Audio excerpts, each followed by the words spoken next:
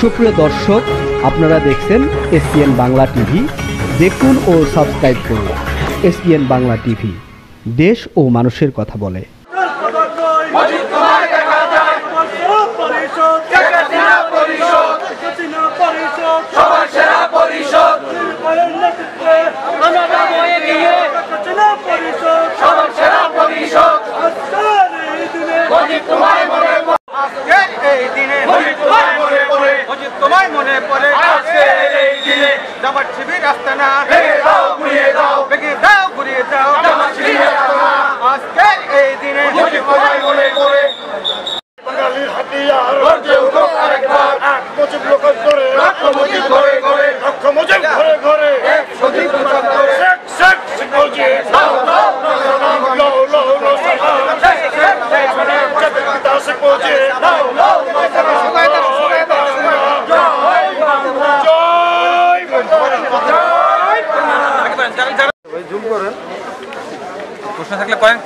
বিজয় দিবস উপলক্ষে আপনার অনুভূতি?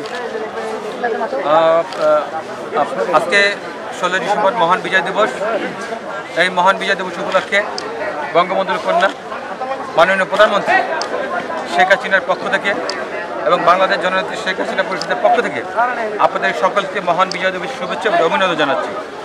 আপনারা জানেন যে মহান বিজয় দিবস 16 ডিসেম্বর এটি একদিনে হয়নি, এটি একদিনে আবিষ্কার নয়।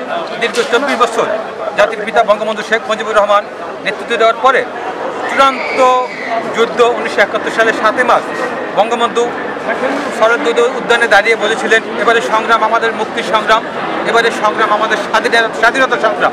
তোমাদের যা যা কিছু আছে তাই নিয়ে ঝাঁপিয়েছিল। এটি ছিল স্বাধীনতার ডাক, এটি ছিল স্বাধীনতার ঘোষণা। বঙ্গবন্ধু সেই ডাকে সাড়া দিয়ে বাঙালিরা সেদিন যুদ্ধে ঝাঁপিয়ে পড়েছিল পাকিস্তানি হায়নাদারের বিরুদ্ধে।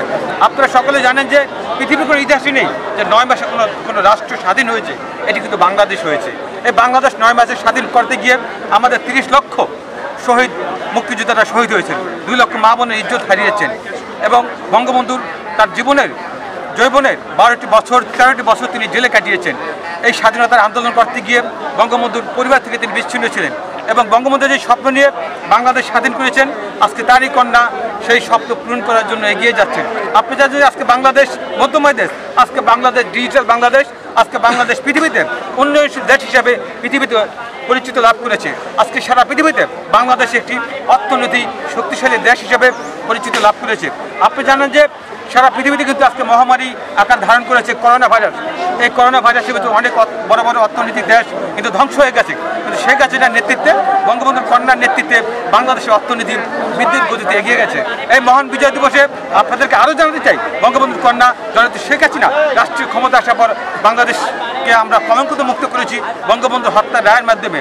আমরা যুদ্ধ অপরাধী বিচার করেছি 2021 সালের 4 আগস্ট 21 আগস্ট যারা বঙ্গবন্ধু কন্যা জননেত্রী শেখ হাসিনাকে হত্যা করার জন্য আওয়ামী লীগের নেতৃত্ব হত্যা করার জন্য চেষ্টা করেছিল, তারিক জিয়া সহ খালেদা জিয়া, আমরা তাদের বিচার করতে সক্ষম হয়েছি। আপনারা জানেন যে দীর্ঘ সময় সে 1975 সালের 15 আগস্ট বঙ্গবন্ধুকে হত্যা করার পর 75 থেকে 96 এই দীর্ঘ 21 বছর এই বাংলাদেশ ছিল যুদ্ধ অপরাধীদের হাতে, রাজাকারদের হাতে, সামরিক শাসকদের হাতে। সেই 21 বছরের জল্পনা কল্পনা, 21 বছরের বদনাম, দুর্নীতি, সন্ত্রাস, এই সব কিছু কিন্তু শেখ হাসিনা দমন করেছে। আজকে শেখ হাসিনার নেতৃত্বে শান্তিপূর্ণভাবে বাংলাদেশ অর্থনীতি এগিয়ে যাচ্ছে। আজকে বাংলাদেশে পদ্মা সেতু হয়েছে, এটি ছিল আমাদের জন্য একটি গল্প, একটি স্বপ্ন। আপনি জানেন যে শেখ হাসিনা ওয়ার্ল্ড ব্যাংকে ডক্টর ইউনূস, হিলারি ক্লিন্টন এদের মতো লোককে চ্যালেঞ্জ করে আমরা নিজস্ব অর্থায়নে সে পদ্মা সেতু করতে সক্ষম হয়েছি। এর একটি কারণ যে বঙ্গবন্ধুর কন্যা জননেত্রী শেখ হাসিনা আজকে রাষ্ট্রীয় ক্ষমতায়। আজকে বাংলাদেশের বড়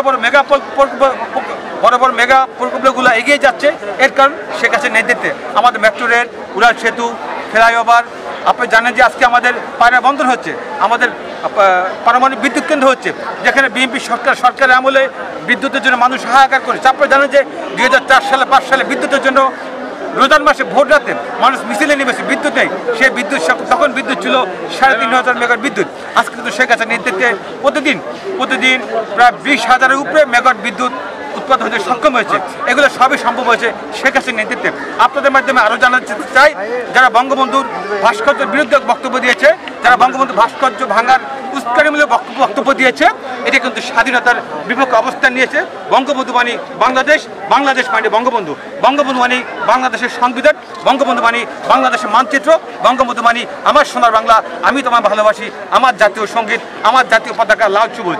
এই লাল সবুজে যারা আঘাত করবে, বঙ্গবন্ধুর মানচিত্রে যারা আঘাত করবে, বঙ্গবন্ধু স্বাধীন বাংলাদেশকে যারা আঘাত করবে, তাদেরকে কিন্তু কিছুতে রেহাই করা হবে না। বঙ্গবন্ধুর কন্যা জননেত্রী শেখ হাসিনার নেতৃত্বে আমরা রাজপথে তাদেরকে প্রতিহত করব।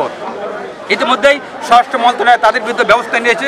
আমি আপনার মাধ্যমে জানাতে চাই, যারা বঙ্গবন্ধুর ভাস্কর্যের বিরুদ্ধে বক্তব্য দিচ্ছে, তাদের সাথে কোনো আলোচনা হতে পারে না, তাদের সাথে এক টেবিলে বসে কোনো আলোচনা হতে পারে না। যারা বঙ্গবন্ধুর ভাস্কর্যের বিরুদ্ধে বক্তব্য দিয়েছে, তারা কিন্তু নতুন কেউ না, এরা কিন্তু 2013 সালের 5 মে আওয়ামী লীগের বিরুদ্ধে, শেখ হাসিনার বিরুদ্ধে, শেখ হাসিনার সরকারের বিরুদ্ধে কিন্তু তারা ষড়যন্ত্র লিপ্ত হয়েছিল।